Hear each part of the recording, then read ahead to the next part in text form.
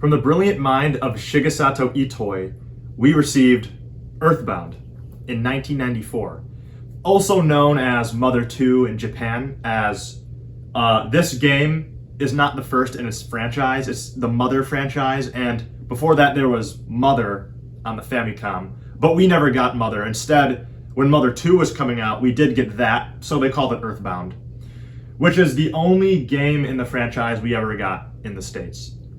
Now, it's a soft reboot of its original game, Mother 1, where it doesn't have anything to do with that story. You pretty much don't have to play Mother 1 to play Mother 2. And this one's interesting. It has quite a bit of flaws. It really does. I think that it can definitely be a drag at times, especially in the early game. I think it moves very slow, and the combat is not the most interesting.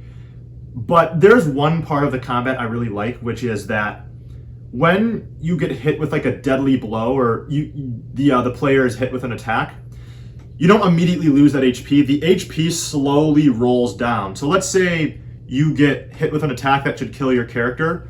The HP keeps slowly moving and moving. Even after a fatal blow, you haven't necessarily lost the match.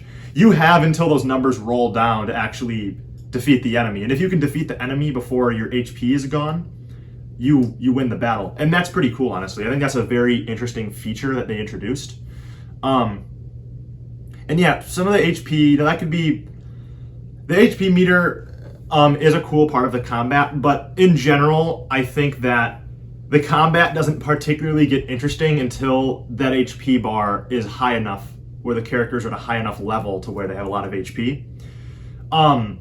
And yeah, you can also say that some of the characters, like the story itself is not particularly deep. There's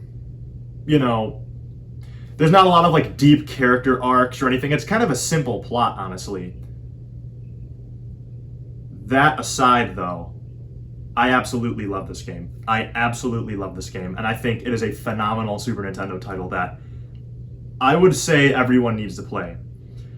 What is so special about Earthbound? I would say the big thing is just it's very wacky and unique, and it's sort of random just for the hell of it, I would say.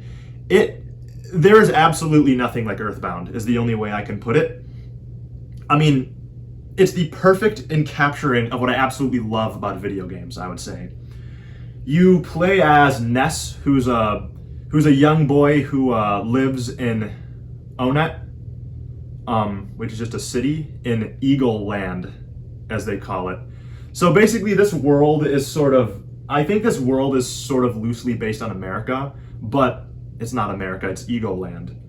And you follow Ness, who one night hears a meteor hit in his hometown, and he discovers the meteor and he sort of analyzes it, and a little bee named Buzz comes out. And Buzz tells Ness that he's the chosen one, and that he is set to save the world.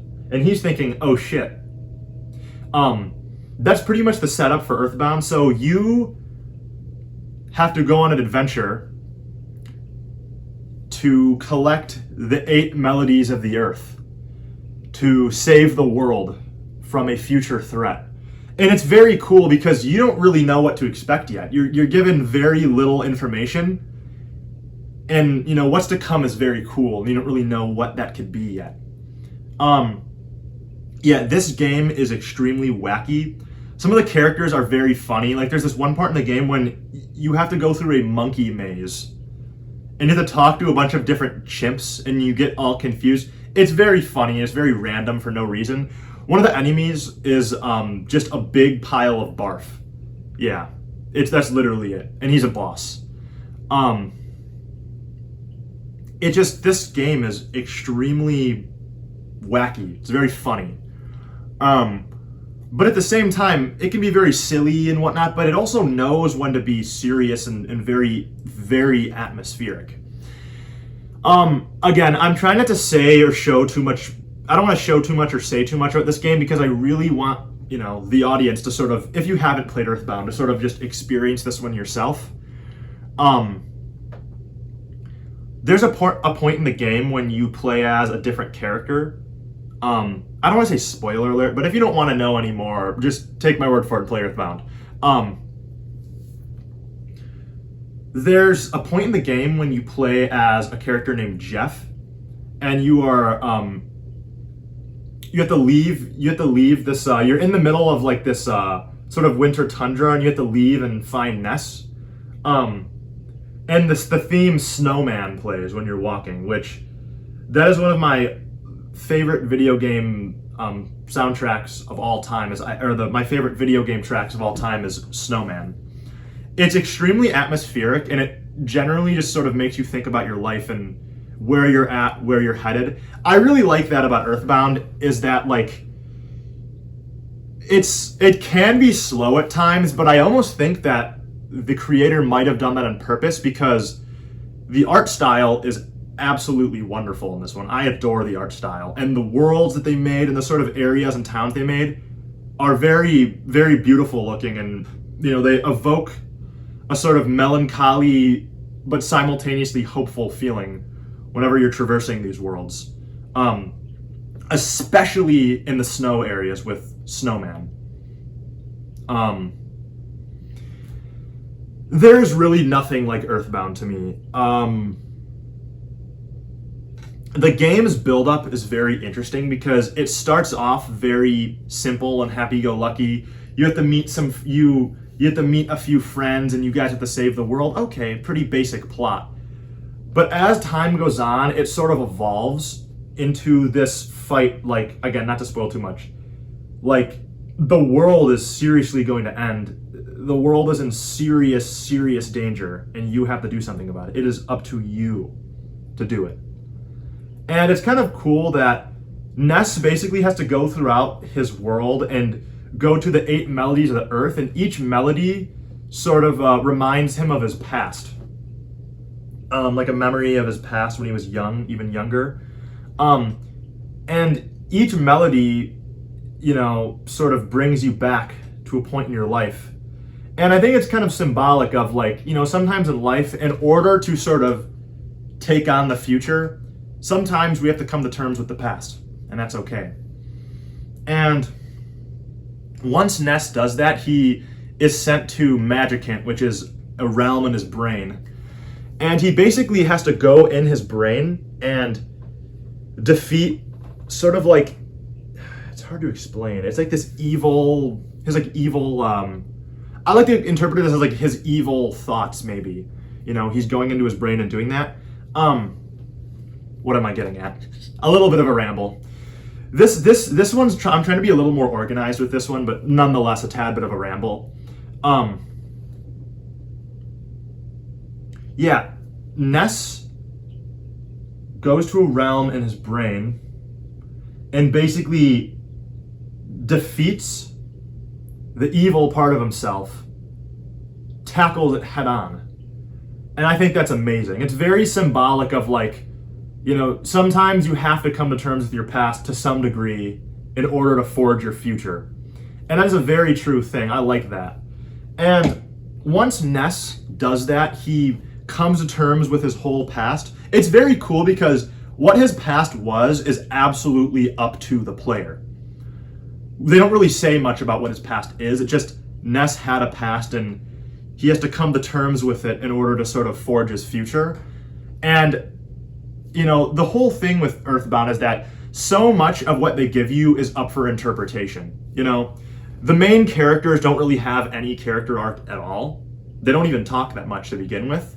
And I think that's really cool because, you might say, oh, that's lazy. I think that Itoi did this on purpose so that the player can sort of put themselves and maybe some of their, loved ones and friends in the spot of Ness and his friends. Sort of like, this isn't just, you're not just experiencing a game. You sort of are in the game, if that makes sense. And to me, that's what Earthbound is the reason Earthbound is such a phenomenal experience to me is that it's sort of personalized in that way that you can put yourself in the shoes of Ness. And, not you and your friends can put yourself in the shoes of Ness and his friends. And The main villain, so this is some more spoiler, so please, if you don't want to be spoiled, I would click off this. If you don't care, then whatever. The villain, the evil force that you are trying to fight, to me, its name is Gygus, and Gygus doesn't actually have a real form. It's sort of a blob of like evil looking images and like swirling red things, and it's like, Gygus is crazy because it's trying to attack Ness from the past. So Gygus is actually from the past, trying to attack Ness. So it's trying to attack Ness as a baby is what the theory is.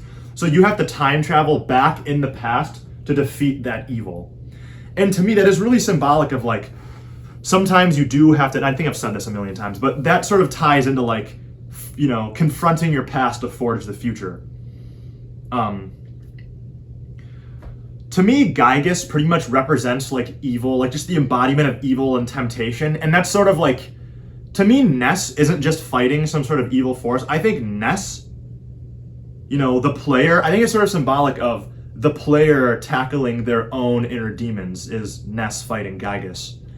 And the only way that the player defeats a Gygus is that they keep praying, they keep going. And that is symbolic of like any struggle in life, that it, like if you just this is so cliche, I'm sorry, but it's very, very powerful, and there's a reason it's cliche. Whatever struggle you have in life, whatever struggle you can think of, you know, how to overcome such struggle is, you know, not up to me to say, but I know one thing, is that struggle will not be overcome if you give up. You must keep pushing forward no matter what, no matter the circumstance. I don't care how difficult, I don't want to say I don't care.